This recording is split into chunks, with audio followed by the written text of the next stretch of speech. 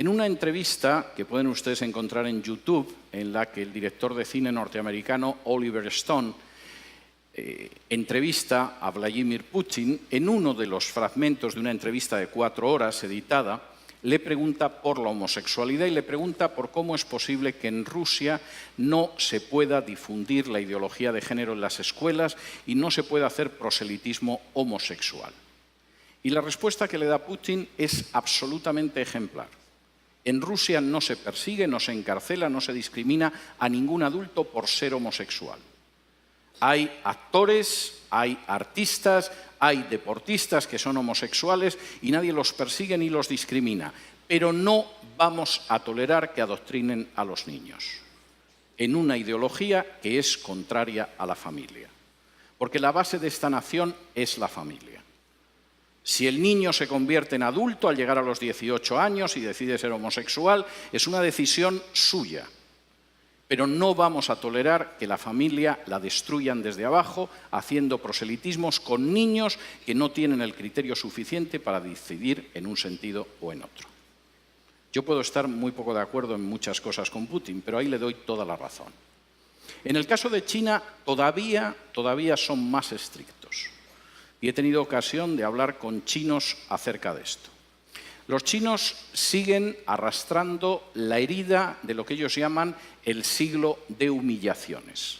Hace ahora poco menos de un siglo, los británicos que ambicionaban apoderarse de la porcelana, del té, de la seda china, quisieron hacerse con ella, pero los chinos no veían que los ingleses tuvieran nada con lo que pudieran intercambiar la seda, el té o tantas cosas valiosas. De modo que los ingleses, puesto que nada de lo que ellos vendían les interesaban a los chinos, decidieron venderles drogas y les obligaron a abrir puertos por los que introducían el opio para consumo de los chinos. Los chinos se opusieron, la Marina británica era más poderosa, y después de perder 2 guerras no tuvieron más remedio que aceptar puertos extranjeros que introducían el veneno de la droga en China y que sumieron durante prácticamente un siglo a China en el mayor sometimiento y la mayor explotación a potencias extranjeras que había vivido en una historia milenaria. La visión de los chinos sobre la ideología de género es la misma. Esto es peor que el opio que trajeron los ingleses. Y si dejamos que entre en nuestra sociedad y que destruya la familia, el efecto va a ser peor que el opio británico. No lo vamos a tolerar. No porque seamos cristianos, el régimen es un régimen ateo, sino porque creemos en la familia y sabemos que la nación se basa sobre la familia. Me da mucho pesar que naciones que no son cristianas, sin embargo, a la hora de defender a la familia, parece que tienen una idea más clara que otras naciones que supuestamente lo son. En quinto lugar, y esto es tremendo, la ideología de género es una bomba de relojería demográfica. No hay nación ni cultura que pueda sobrevivir con un crecimiento demográfico inferior al 2,5. Están ustedes ya por debajo del 2,5 en la República Dominicana. Hasta el 2,3, que es su tasa de crecimiento en estos momentos, tienen posibilidad de reacción. Todavía es reversible, quizá en una generación, un proceso de desplome demográfico. A partir del 2% no hay esperanza. Cualquier cultura, cualquier nación está condenada sí o sí. La ideología de género va a conseguir que Europa, la Europa que yo he conocido, desaparezca en una generación, quizá en menos. En España la tasa de crecimiento demográfica es del 1,1. Es normal, hemos matado más de 1 millón de criaturas en el vientre de sus madres, siguiendo la supuesta salud sexual y reproductiva. La tasa de crecimiento de los musulmanes en España es del 8,1. Como ven, el futuro que le espera a la cultura española y a la nación española no es ideal. Reduzcan ustedes su tasa de crecimiento. Bajen del 2,3 en el que están ahora a un punto de crecimiento demográfico donde se condenen a sí mismos como país y como cultura. y después solo falta que puedan entrar en masa inmigrantes de otro país sin ningún tipo de control y la República Dominicana que ustedes conocen habrá desaparecido antes de un cuarto de siglo. Denle las gracias a la ideología de género en ese sentido. Finalmente, y esto me parece muy importante, la ideología de género es un ataque directo contra la soberanía nacional.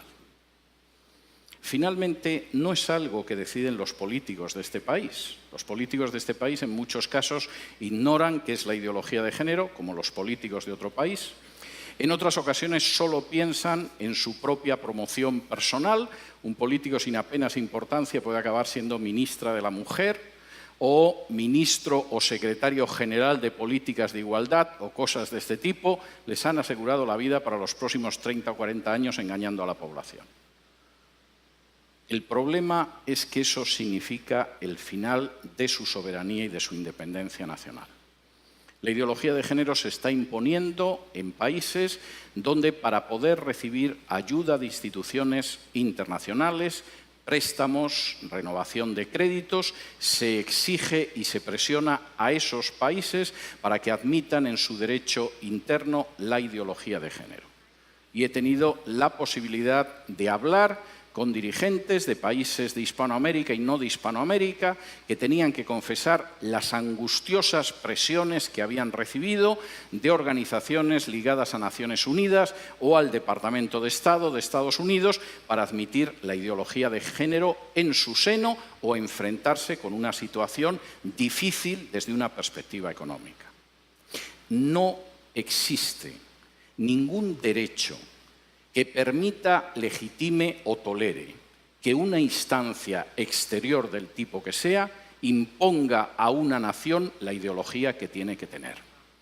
Por muy pequeña que pueda ser esa nación, por muy reducido que sea su peso en el concierto internacional, por muy joven incluso que pueda ser en términos históricos, no existe organización internacional, fundación privada o país extranjero que tenga derecho a imponerle la ideología de género. Y eso es algo que ustedes tienen que tener claro.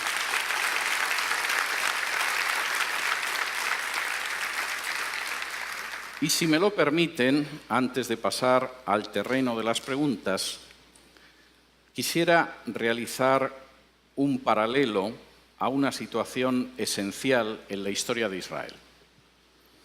Cuando de pronto, después de recibir las normas que podían permitir que Israel viviera como una nación ejemplar, como una luz para las naciones, como una verdaderamente nación próspera, las palabras que aparecen en la Escritura es: delante de vosotros he colocado el camino de la vida y de la muerte.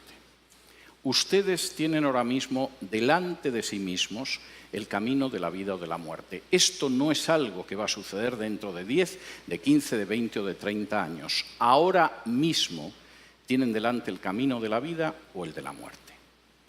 Tienen delante un camino de vida en el cual puedan construir esta nación sobre la base de familias equilibradas, armoniosas y fuertes, donde puedan educar a sus hijos en la verdad y en el temor de Dios, donde puedan hacer que salgan buenos ciudadanos de sus familias, donde puedan conservar la independencia y la soberanía nacional y donde conserven la libertad y el derecho a decidir la educación. Y ese es un camino de vida para este país, como para cualquiera. O tienen delante el camino de muerte, el camino en el que van a ver cómo su soberanía nacional desaparece, cómo se destruye la familia natural, cómo se acaba con el sistema educativo, cómo se levanta un sistema de mordaza totalitaria sobre los ciudadanos de este país, cómo se tritura el principio de igualdad bajo la ley, cómo su demografía desaparece y cómo al final se encuentran condenados como cultura o como nación.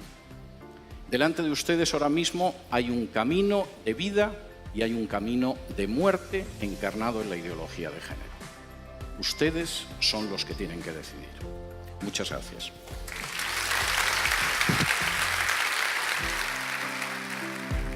Esperamos que este programa haya sido de bendición y que esta interesante charla con el doctor César Vidal pueda ser un instrumento que Dios use para que estemos alerta contra las falsas enseñanzas que nos quieren imponer los diferentes organismos nacionales e internacionales que tratan de imponer un nuevo orden contrario a los principios de la palabra de Dios en los tiempos que estamos viviendo. Gracias por habernos acompañado en su programa Entendiendo los Tiempos.